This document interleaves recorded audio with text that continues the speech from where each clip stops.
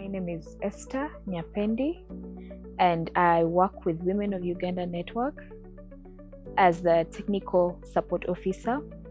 But I've also had the opportunity to lead the Our Voices, Our Future project that is being implemented in Uganda. Okay. At its core, the Our Voices, Our Future project is one that wants to ensure that women, persons with disabilities, women human rights defenders, and other groups of people are not just users of digital technologies or the internet, but are people that are going to shape a free, inclusive, and safe digital space. So looking at the fact that technology in itself is a potential tool that people use to work or develop themselves, technology on the other side has a risk to it. And when it comes to the aspect of Uganda, looking at the different threats and violences that women face when it comes to them using these online platforms, just to mention, for example, online harassment, online gender-based violence, trolling, doxing, and the likes have, greatly affected how women access and participate in digital platforms. My name is Mlonji Sanyu. I am a businesswoman. I do customized branding, and I also work with Her Internet. Her Internet is a feminist-led organization that does work around the interconnection of digital rights, internet freedoms for structurally silenced women here in Uganda. We do our work through research. We do our work through workshops. We do our work through disseminating information online. Like we do share daily content online from Monday to Friday. We have Share Monday, we have Tech Tuesday, where we share content around tech updates. We have Q-Tech Up, where we share opportunities for women in tech, basically. We also have the Unplugged Friday, where we share content around unplugging from the internet, unplugging from online spaces, and yes, so basically that is what we do. My name is Ruth Nagudi. I am a women human rights defender. I specifically promote civic rights for women. That simply means that I actively promote the participation of women in politics, in decision making, in demanding for public accountability, and in participating in decision making processes in their communities. I also promote digital rights for women to ensure that women operate in safe digital spaces. This is through trainings, capacity building, making sure that the information they need to participate is accessible to them, and providing platforms where they can freely express themselves concerning leadership, concerning decision making, concerning politics and elections. My name is Sandra Acheng, and currently I serve at Women of Uganda Network as the Executive Director. WUGNET, Women of Uganda Network, is an organization that promotes and supports the use of ICT for national and sustainable development goals. So we work in the intersection of Sustainable Development Goal 5 and 9. Thank you. Hello, my name is Trisha Gloria Navae. I'm a digital security and safety consultant and a feminist movement building consultant. Shakira as a person is a human rights defender. I am a feminist, and I use my voice to amplify the voices of those who cannot speak out for themselves. Purposely, what I do is I am the programs manager at Tugera Uganda, but also I'm a lot other things outside my line of work when it comes to fronting the rights of women in Uganda, regardless of their different intersectionalities, nature of work, or sexual orientation. And mostly I do this through the different young feminist forums that I'm a part of. For example, there is one called YOSWA. That's an East African young feminist organization. And also Shakira is a writer. So I use my skills to advocate for the rights of vulnerable women in Uganda, but at the same time, I also use my skills to see how best we can fundraise, how best we can do policy reforms, how best we can hold perpetrators accountable, how best can we try to dismantle the different punitive laws that hinder us from, carrying out effective advocacy, be it on the online civic spaces or offline.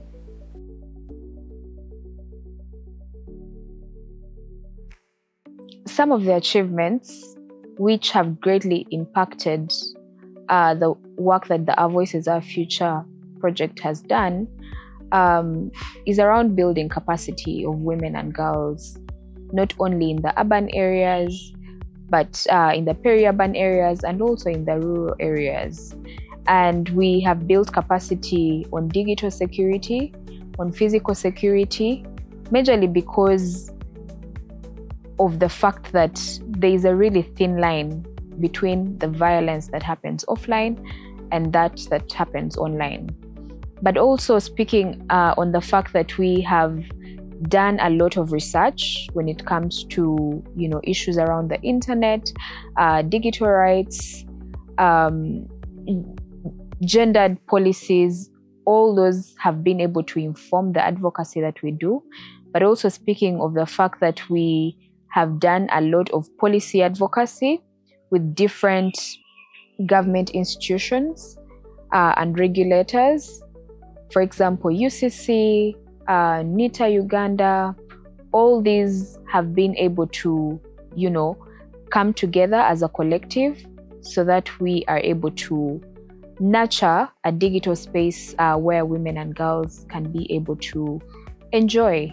There are very many things that stands out in the context of Our Voices, Our Futures. One that also stood out was the Feminist Tech Pop-Up.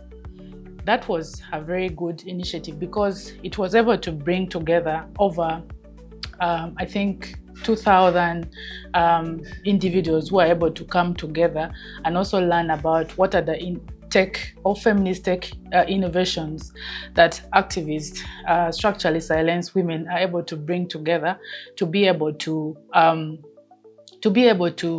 create a safe and also an enabling environment for feminist activists to be able to operate. So Ugnet was able to put together a call for proposal for people to apply, and we got about, I think, 26 proposals, and we're able to choose about 3 organizations that were able to implement projects on sexual violence.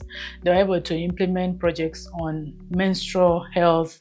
And what stood out was the fact that they were also able to integrate some of the learnings from the gender and internet governance exchanges, but also understand the feminist principle of the internet and how they can integrate it in their work to be able to ensure that the internet spaces is safe, the internet space is inclusive, the internet space is an holistic space that really only not protect women, but also protect those with different or diverse identities. We have been conducting different digital security trainings.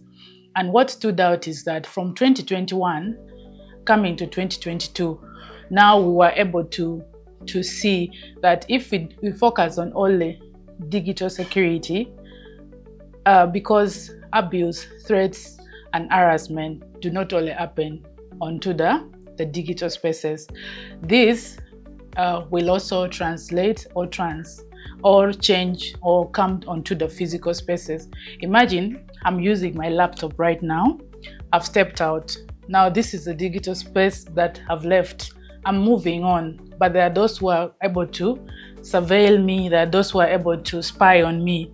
So we realize that abuse and threats that happen onto the online spaces also translate into the offline spaces. So we then integrated the physical security to be able to have holistic safety, holistic security for women human rights defenders and activists who are beneficiaries from our projects.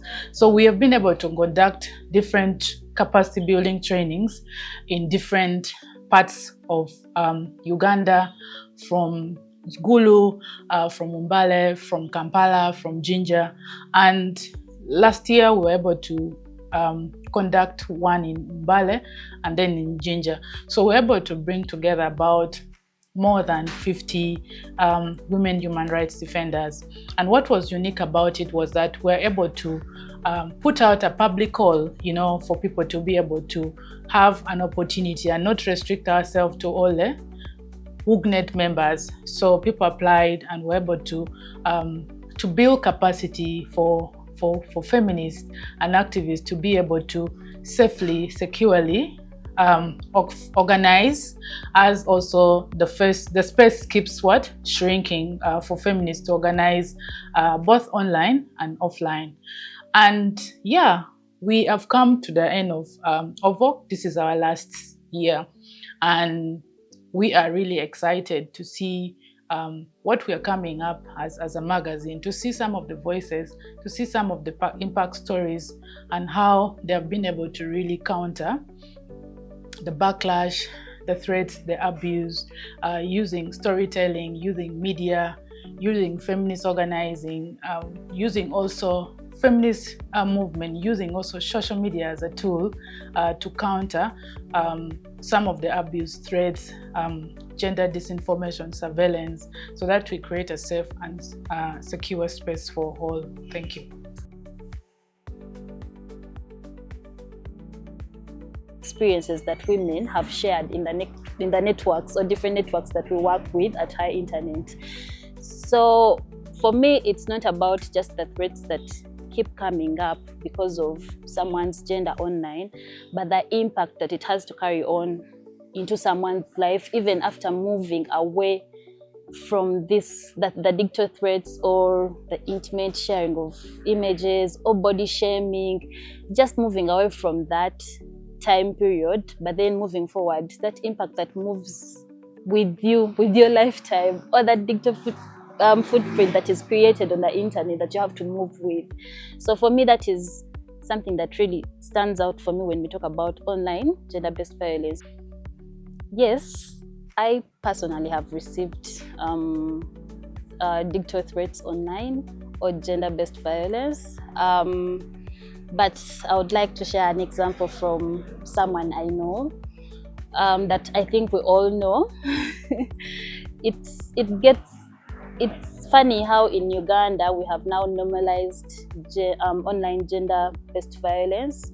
We recently have one example. I would like to share this. In 2014, when Desire Luzinda's intimate images were shared, and over a decade now, we still see those images coming back again and again. So for me, it's not about the online GBV out there, but the impact, the prolonged impact of this online gender-based violence. It comes in different forms. It could be body shaming, it could be phishing, it could be scamming, it could be hacking. So that's all those digital threats that come up because of gender-based violence. Being a human rights defender really puts you on the front line of, every form of inequality. That is to say, most times our faces are out there. So sometimes you might be maybe a part of a campaign, you might be maybe in a conversion or something, and your face is out there, you're doing advocacy in a safe space, but somehow it comes out. So I've really faced challenges mostly in the past year.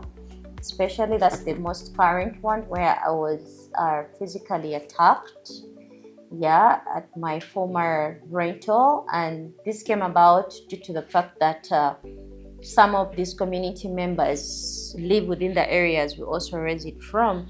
So sometimes when they need something, or sometimes when they want to reach out to you, or when they find you. So when people see you associate with those kind of people, they definitely be like, oh, she's one of them, of which I'm proudly one of them, But then I found myself in a situation where people started to wonder, what does she do? Who is she? Why does she move like this? Why is she free with these people? And I found myself in a state where I had to literally shift from where I was staying. Yeah, I remember that story because I really had to get emergency support from an organization. Yeah, so the askari, and those are the people that are always around. They see everything, and some of them may do too much. So I remember one time a member came around, and you know how they dress up and stuff like that, and it was through them trying to attack her that I intervened. And then before we knew it, people were there. Before we knew it, they were beating her up. I tried to get in the mix, and I also ended up being hurt, of which I have videos for that as proof.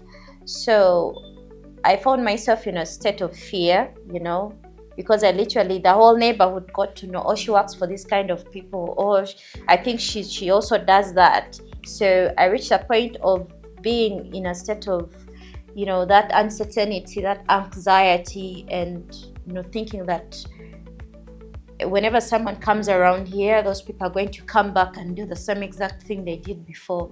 So I found myself in a neighborhood of people who would whisper. You walk around and, of course, you feel that I'm being watched. You feel like maybe they're talking about me, even if they're not, you get paranoia and stuff like that. So I had to leave. So it's tough.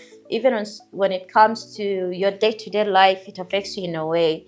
You can't have a normal relationship with a person because obviously you work for these people, so you are them.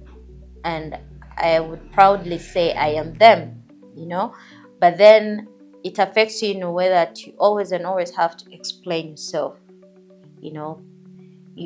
It's hard living this normal society, and it's even tough when the government really puts out there those different laws and acts and stuff, and with these people become aware, and then they start looking at what you do, and then they start putting two and two together, and then before you know it, you find yourself like, I think I'm not safe here, I need to move. So we are always on the move. It's not even just me as a person. So last year it was tough because for the first time it got physical.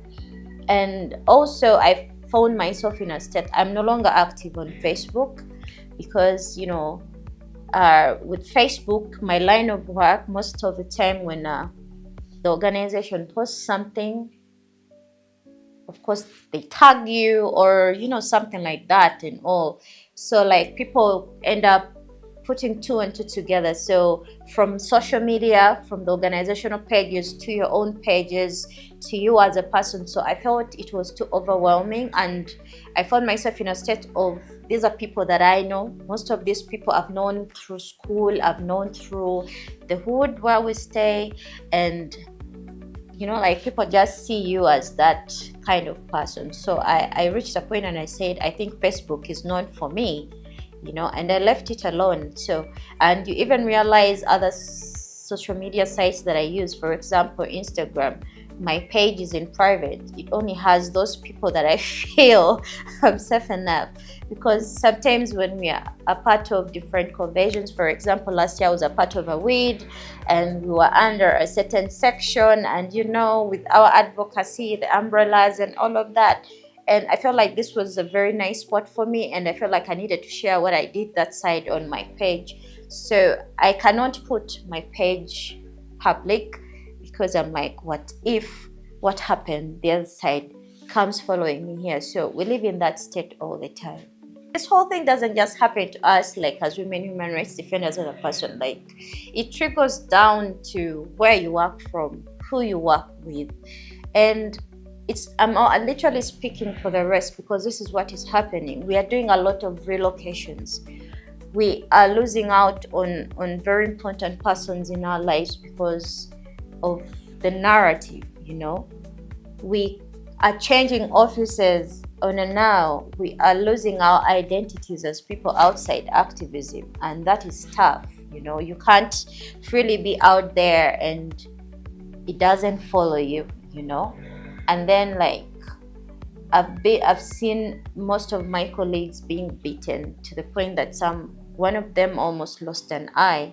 That's how tough the violations are. And when it comes to the offices, when you keep on changing location and all of that, it even affects us when it comes to fundraising, because our donors literally think, oh, these people are not serious. Or maybe these people, maybe they're scamming, because some of them don't actually believe that what's happening here is really happening, even if it's too obvious, And then, we just find ourselves in a spot of, you don't really have an actual area where you can settle peacefully. And it's tough with the current funding freeze, because sometimes you're not ready enough to move immediately to another spot. So even when you notice on our social media handles, when it comes to the organizations that we work for, we really had to sweep house.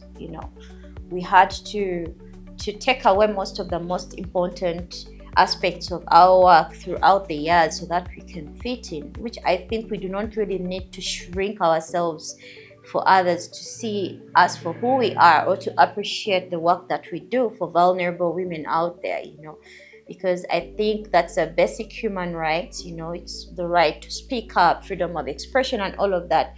And we know very well that in Uganda, that's a taboo. You cannot. With the different, like the Computer Misuse Act and its clauses and all of that, you find yourself that even if you want to do your normal advocacy using the online platforms, it's even tough, because you're like, what if someone sees through this? What if they misinterpret what I'm trying to say? Now we can no longer put out those strong words that we needed to use to see that we see the change that we're looking forward to. But we feel like this is a setback to all of us because of fear of being followed, fear of surveillance, fear of, police and everybody else that falls in line of a perpetrator. So it's tough.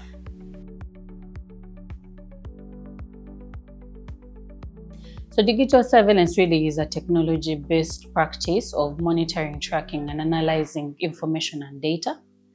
And in that, we are really looking at your online activities, your social media habits and activities, and also your financial transactions.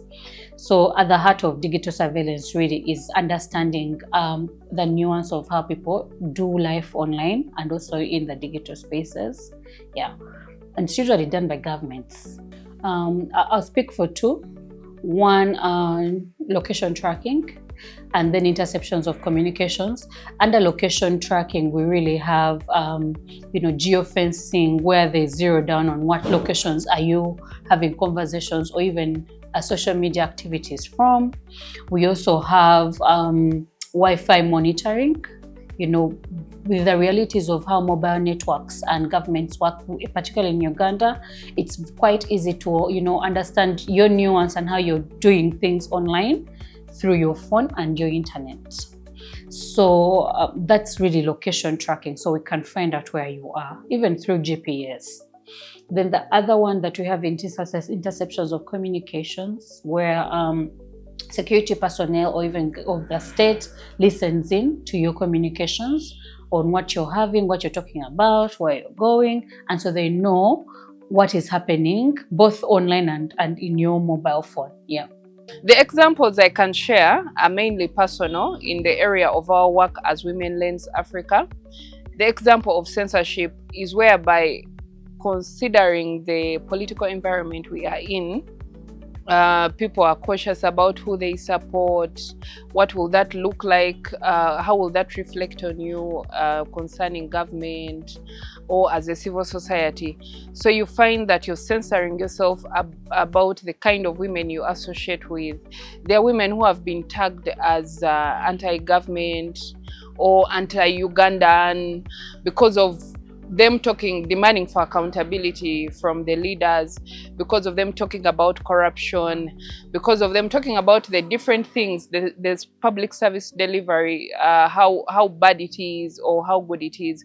So you find yourself that you cannot easily publish content about such women because you can easily be flagged by the government.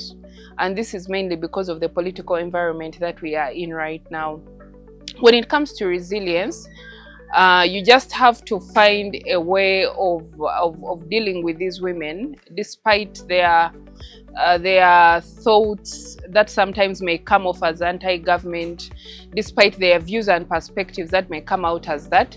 You find a way of making the narrative of more of constructive criticism. So you have to find a way of still representing their voices, representing their views and perspectives, without having to seem anti-government or to be misunderstood by the different people out there, or to misunderstand the organization as anti-government or being against the development of the country, because that is what is usually said when you criticize the public service delivery. When you criticize some of the things that are done, like corruption, you are tagged and labeled as anti-government, which is not the case.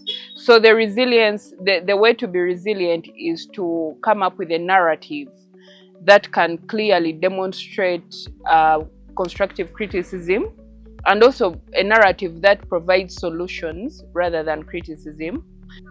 When it comes to access to information, one of the most difficult things, access to information, one of the most difficult things is accessing information from maybe speakers who represent different government bodies. They are very hard to access because they are mandated to speak for the different ministries, different government bodies, but you find that most of them are not accessible because they are the mouthpiece. You cannot speak to any other person in that regard. So it becomes difficult to access some of them. There are those who are easily accessible, and I appreciate those who have made this work easy. And because we create content, we cannot just create content based on assumptions. We have to get from the credible sources to avoid misinformation or misrepresenting these organizations.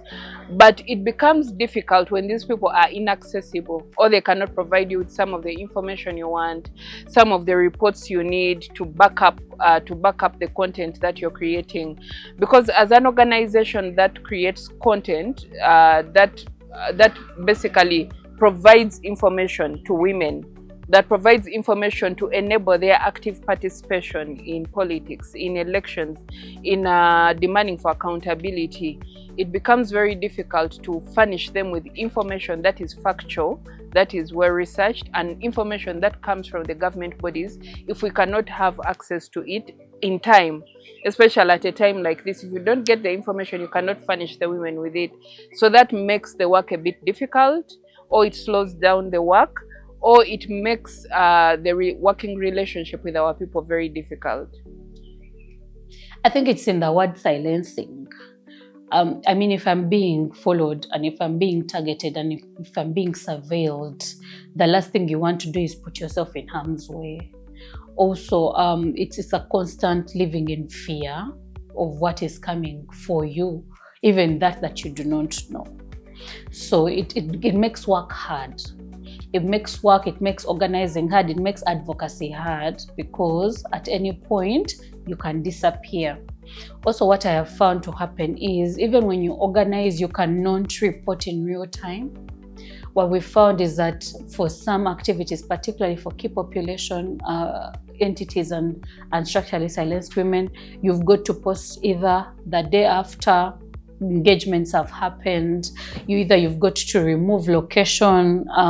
You've got to do a lot of protection for the people involved in the work beyond everyday practice. And so that constant living in fear, that mental anguish of worry that I could disappear anytime, or this would happen. But also you censor yourself, particularly in using social media. Because at a turn of a location, it could be that you've been tracked and you're wanted. So you censor yourself. And I think that is a bigger problem we have when it comes to adding voices to our activism, that there are fewer women and fewer girls willing to participate because of the realities of digital surveillance and also the realities of being tracked and maybe disappearing. Digital surveillance is usually done in the context of security, national security. If you remember when we had the surveillance on the electronic payment systems for ticketing, it was in caution of saying, oh, people are overspeeding, people are doing this, so we need to be able to track this. But at the heart of that, when we are coming to a season like the election season, it will be changed into tracking people. So usually, because of the environment and the context in which we thrive, it's very important to know that when they say national security, it's not divorced from targeted surveillance, particularly for structurally silenced women and girls. So we cannot say this is a one person. I think most of the surveillance really is state-sponsored. There are very few entities that do surveillance outside state machineries. Yeah. Yes. Being in an elections period, we have to be very careful about what we put out there. For example, you might want to cover a woman in opposition. I mean, our tagline is that every woman's voice counts.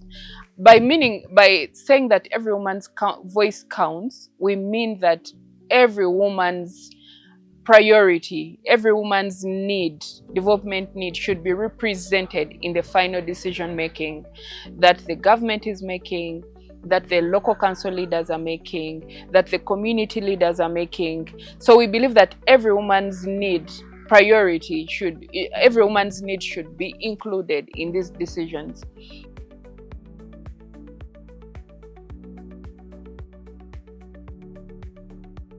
So the challenges that Women of Uganda Network, WUGNET, faced in being able to implement the Our Voices, Our Futures projects for the 5 years, I think one that stands out and I remember vividly was around 2022, when there were conversations around, first of all, the authorities being able to implement several laws and also to further shrink the space.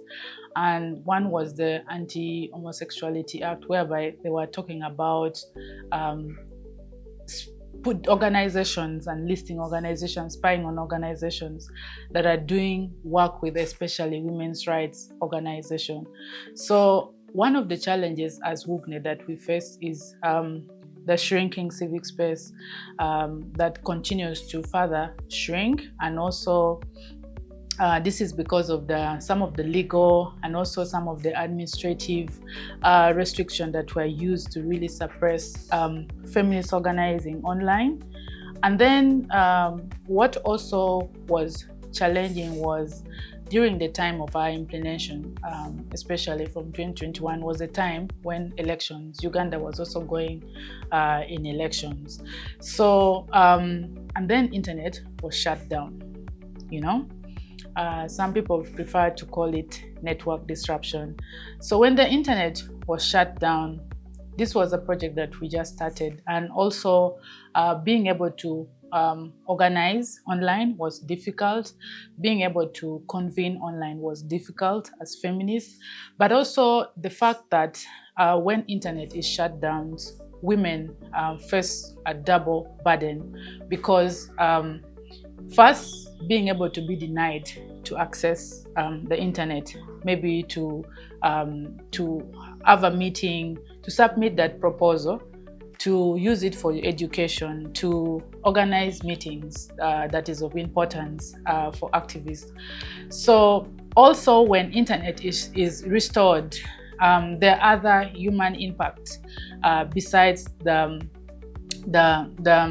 other impact, or that is technical, that especially women face when the internet is shut down. So that really was able to impact us as Women of Uganda Network to be able to organize. So what major challenge was really the shrinking civic space, and also the ability to be able to have a community that do not really have limited skills to be able to use tech, to be able to access the internet, to be able to stay safe online. So because of the increasing abuse, increasing surveillance that especially structurally silenced women or groups and marginalized communities face. But despite those challenges, as WUGNET, we continued to use our networks to be able to organize digital security trainings and also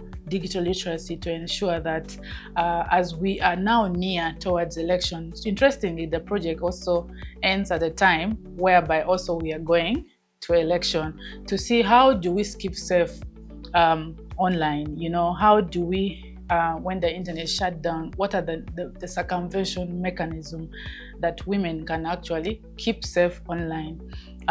When the legal and also the regulatory frameworks that are available, how are we ensuring that actually these groups actually understand these laws? So we have also been able to conduct a number of trainings for them to be able to understand different ICT and digital rights related laws, what it is, how does it impact them, how can they use it in case they have fallen prey of certain act that may be punishable by law. So we've done really extensive education, extensive capacity building and awareness to ensure that the structurally silenced women are able to have this information at their fingertips. The persistent challenges over time when it comes to building capacity, or the Our Voices, Our Future project shifting or creating impact to society, majorly to speak on the norms that still affect society. When it comes to digital technologies, we realize that most women and girls are still not able to access or use digital technologies or the internet because society has, you know, said so, which really has greatly affected their participation on digital platforms. Speaking of other challenges when it comes to what we have been able to face when we go, for example, to the rural areas, we realize that some of the women and girls don't actually have access to these digital technologies. And this really greatly affects how they participate or share their voices when it comes to the issues that they face. But also speaking about the persistent risks or threats that, you know, continuously affect how women are able to freely share their opinions. And speaking of the fact that when it comes to, for example, women human rights defenders or journalists, these are people that still have their work revolve around using digital platforms. So when it comes to them sharing and voicing out their issues, they face, for example, backlash, or some of them are being harassed based on the fact that, you know, the internet is not a very safe place.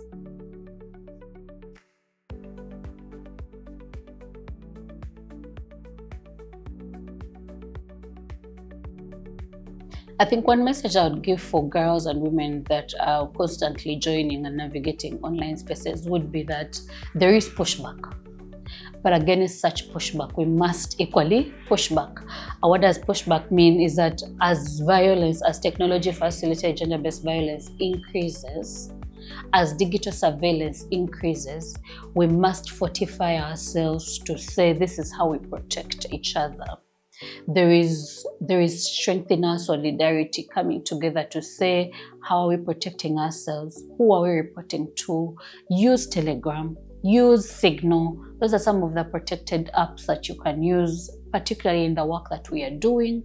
Protect each other, but also be on the watch constantly on how to organize differently and better in this digital space. I think for us going forward as women and girls, we must not be found vulnerable in the face of digital surveillance and in the face of, you know, digital violence, because we already experience violence physically in our everyday lives. It must not be extended in how we experience digital tools and digital systems.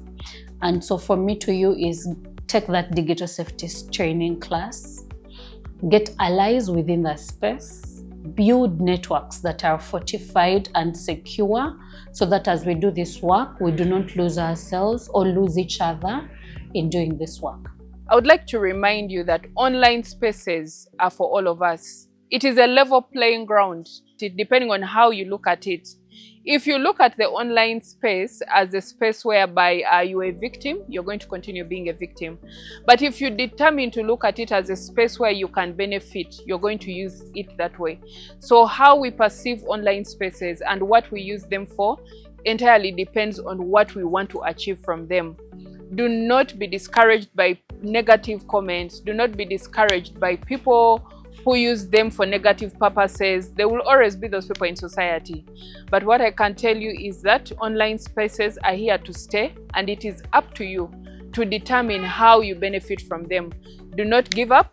Just find better ways of making these spaces more useful for yourself, how to build your image, your brand, your career, your education. These spaces are here to benefit all of us, and you are no exception. I wish you the very best, and make use of the spaces to make the best of your life. Yeah, basically, I know we are all scared. It's a scary world.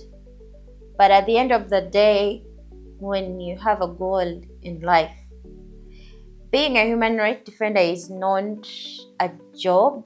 It's a passion. It feels like you're chosen to do something. It's like a drive within you. And what I'm saying is, don't let that go away.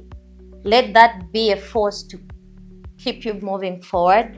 No matter how slow the steps are, we see where we are going.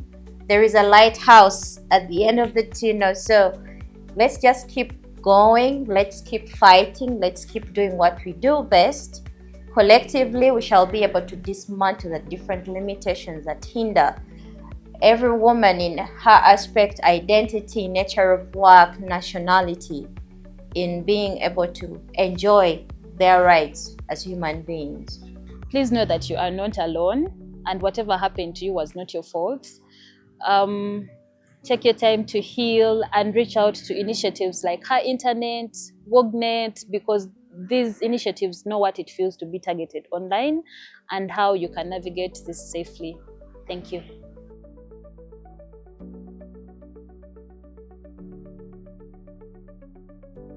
I would want to sincerely thank the Association for Progressive Communications for, continuously funding the Our Voices, Our Future project, but also to thank the Our Voices, Our Future consortium that have come in as a collective to, work together and ensure that the digital space is for all of us.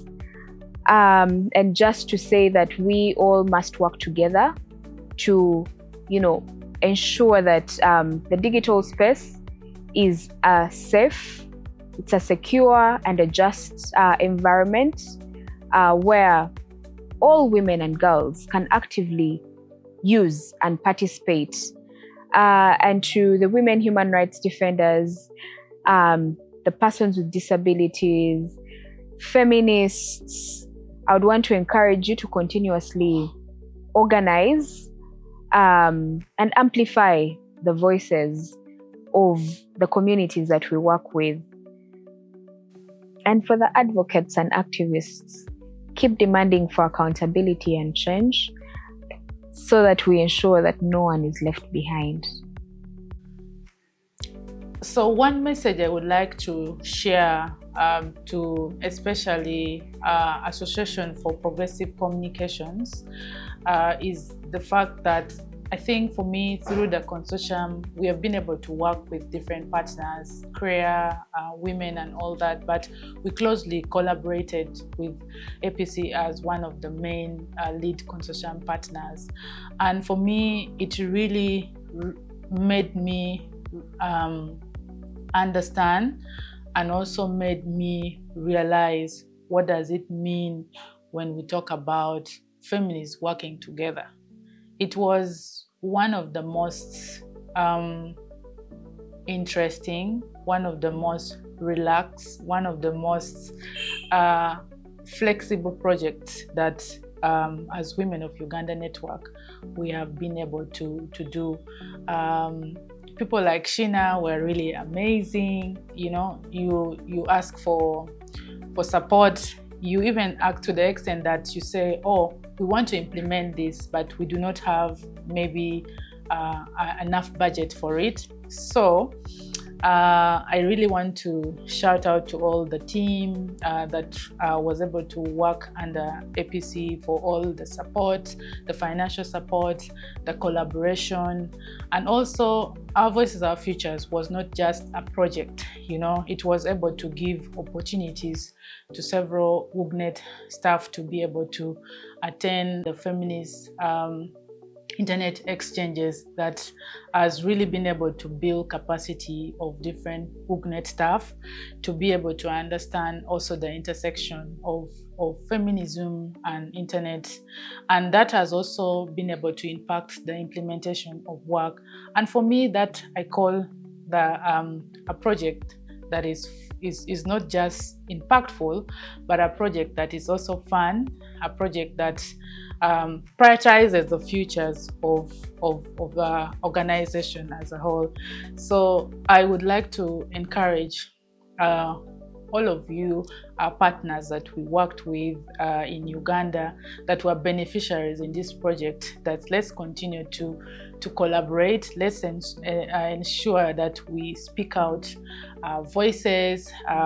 Let's ensure that we bring those who are affected, those who are impacted into these spaces to be able to voice their issue and not speak for them. For me, I look at empowerment that way. Let's not just speak for them, but bring these people in these spaces. But also let's ensure that we work together to ensure that we have a safe, we have a secure, we have an inclusive, open, and a fun internet for all. Thank you.